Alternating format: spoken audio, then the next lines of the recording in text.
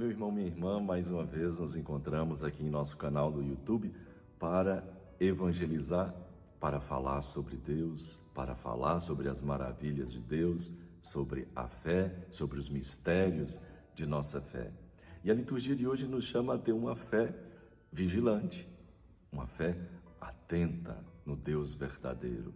E Ele nos convida a não termos medo. Mas antes gostaria de convidar você mais uma vez a partilhar esse vídeo com seus amigos, com seus grupos de WhatsApp, para que a evangelização possa acontecer e a palavra de Deus possa chegar em mais corações, ser semeada em mais corações. Nesse mundo que nós vivemos, nós estamos num mundo violento. Vivemos num mundo cheio de situações difíceis e muitas vezes nós ficamos preocupados e temos até mesmo a tentação de nos deixar levar pelo desânimo. A palavra de Deus, ela nos anima.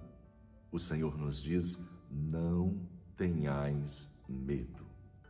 Meu irmão, minha irmã, a fidelidade de Deus no passado se torna a garantia de sua presença no tempo presente. O mesmo Deus, fiel, Ele é aquele que nos conduz, é aquele que está sempre conosco em qualquer momento, em qualquer adversidade, em qualquer vento contrário. A liturgia da palavra de hoje, lá na primeira leitura, no livro da sabedoria, nós encontramos a experiência de Israel, que gostava de recordar a presença, essa presença amorosa, essa presença libertadora de Deus no passado, para mostrar que era possível superar as dificuldades agora no tempo presente.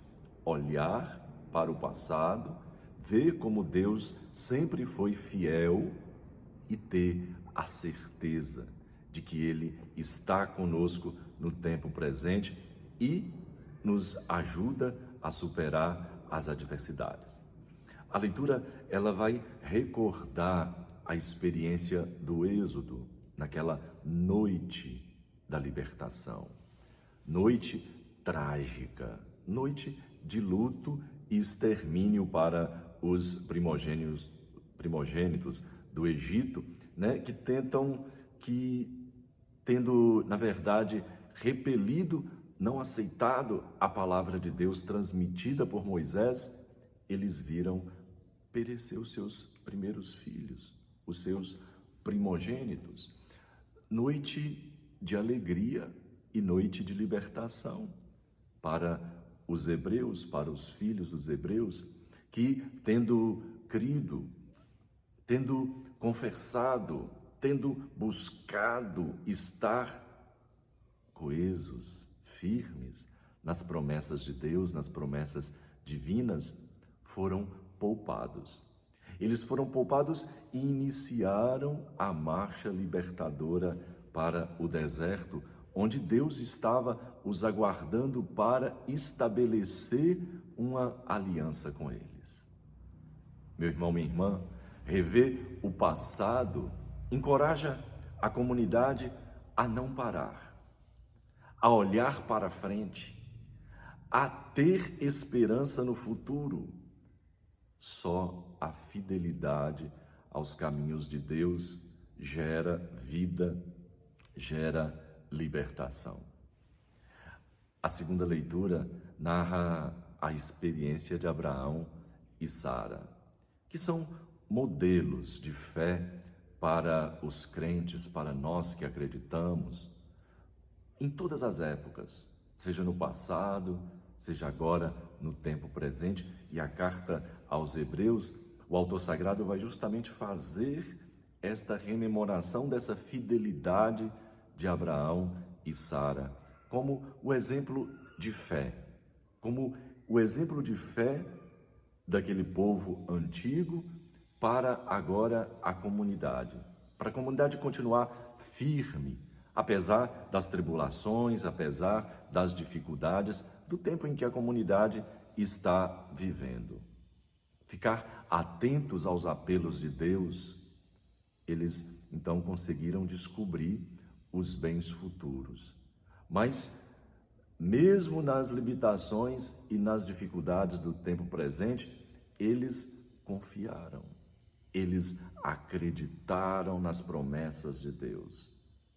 Pela fé, obedece a Deus, deixa a sua pátria e parte para uma terra desconhecida. Partir para o desconhecido requer muita fé. É deixar sua segurança, é deixar sua terra, deixar suas coisas. Pela fé, ele acredita que teria um filho, apesar da idade avançada. Pela fé, aceita a ordem divina até mesmo de sacrificar Isaac, seu filho. Pela fé, caminhou pela vida como peregrino, sem nunca desanimar, com os olhos sempre fitos na pátria definitiva. Meus irmãos e minhas irmãs, as dificuldades, elas continuam até hoje. Não foi só no tempo passado, mas no tempo presente. Essas dificuldades continuam no mundo, continuam na pátria, continuam nas famílias, continuam nas comunidades religiosas. São momentos em que nós devemos continuar acreditando, como fizeram Abraão e Sara, sem nunca desanimar, com os olhos sempre fitos em Deus. Uma luz sempre se acende diante de quem tem fé, diante de quem tem esperança. Sempre uma luz se acende e a direção é retomada. No Evangelho, segundo São Lucas, nós temos a experiência dos apóstolos. O texto continua, aquele caminho para Jerusalém. Jesus continua caminhando para Jerusalém.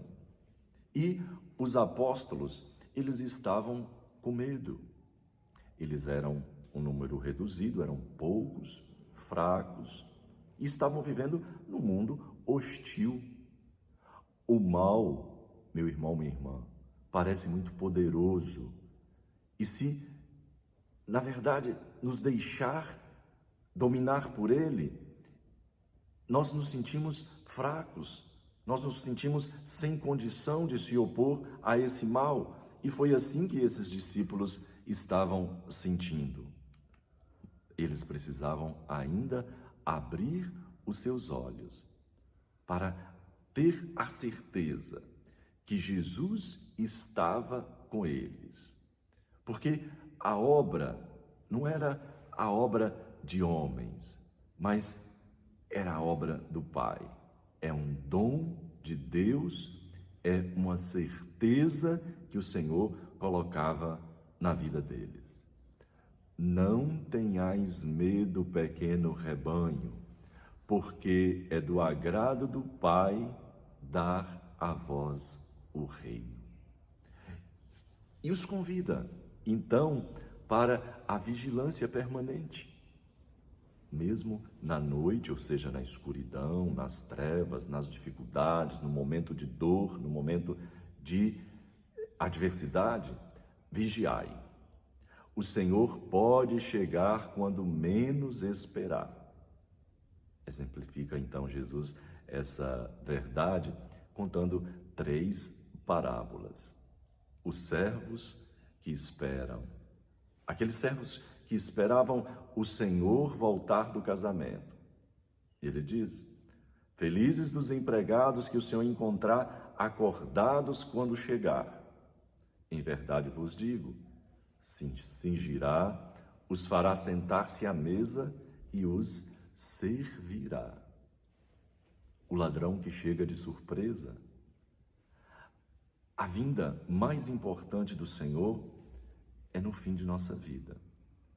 Quando nós, justificados pela fé, feito muitas obras, estaremos então prontos para herdar o reino celeste. Mas há outras vindas que acontecem de repente, como a dos ladrões, e que não nos podem, na verdade, pegar de surpresa. Por isso, a vigilância. estarmos atentos, estarmos sempre preparados. E por fim, ele fala sobre a parábola do administrador fiel. Administrador fiel é aquele que cuida do bem de todos os que estão em casa. E conclui, respondendo à pergunta de Pedro: quem deve vigiar? Todos. Sobretudo os animadores da comunidade cristã, que devem permanecer fiéis às suas tarefas, ao seu serviço. O Evangelho apresenta, meus irmãos e minhas irmãs, uma catequese sobre a vigilância, sobre estarmos preparados. Propõe aos discípulos de todas as épocas uma atitude de espera serena, de uma atitude de espera confiante, atenta do Senhor, que vem ao nosso encontro. E Ele vem ao nosso encontro para nos libertar e para nos inserir numa dinâmica de comunhão em Deus, de comunhão com Deus. O verdadeiro discípulo, a verdadeira discípula, é aquela que está sempre preparado para acolher os dons de Deus, para responder aos apelos do Senhor e para se empenhar na construção do reino de Deus. A vigilância é uma atitude bíblica. Desde a noite da libertação lá do Egito, quando o anjo exterminador, ele visitou as casas dos egípcios, matando os primogênitos. Enquanto os israelitas de pé, cajado na mão, celebravam Javé pela refeição pascal, prontos para seguir seu único Senhor, que os conduziria através do Mar Vermelho até o deserto, onde ele esperava para fazer o pacto de aliança. A vigilância, meu irmão, minha irmã, é a atitude de nós cristãos. Deve ser a nossa atitude, porque nós devemos estar sempre à espera do Senhor que vem, porque Ele vem. E o que Ele vai encontrar? Como Ele vai encontrar seus servos? Ele nos encontrará em atitude de vigilância? Nos fará sentar à mesa? Nos servirá? Meu irmão, minha irmã, a comunidade cristã é pequena, a comunidade cristã é frágil. Por isso, os cristãos devem viver permanentemente em estado de vigilância, dando primazia aos valores do reino e aguardando a chegada do Senhor, atentos à palavra, atentos à graça. E como que a gente faz isso? Através da palavra, através da liturgia, da Santa Missa, através da oração em família, da oração pessoal, da intimidade com Deus, da comunhão espiritual, sacramental, da comunhão eucarística, de nossas orações de fazer o bem, de estar preocupado sempre com o outro. Meu irmão, minha irmã, somos convidados a estarmos vigilantes em nossa fé, de termos essa fé atenta, porque não sabemos nem o dia nem a hora, só sabemos que Ele vem. E se Ele vem, e Ele vem julgar vivos e mortos, nesse dia, como estarão as nossas mãos diante do Senhor? Como estará a nossa fé diante do Senhor? Peçamos a esse Deus, Pai das misericórdias e cheio de graça e de bênção, que Ele nos dê a graça de estarmos atentos sempre, vigilantes e aguardando a sua vinda. Louvado seja nosso Senhor Jesus Cristo, para sempre seja louvado. E pela intercessão de nossa Mãe Rainha Senhora Medianeira das Graças, de São João Batista, de São José, seu esposo, o esposo de Maria, abençoe-vos o Deus onipotente, o Pai, o Filho e o Espírito Santo. Amém. Fique em paz e até o nosso próximo encontro, se Deus quiser.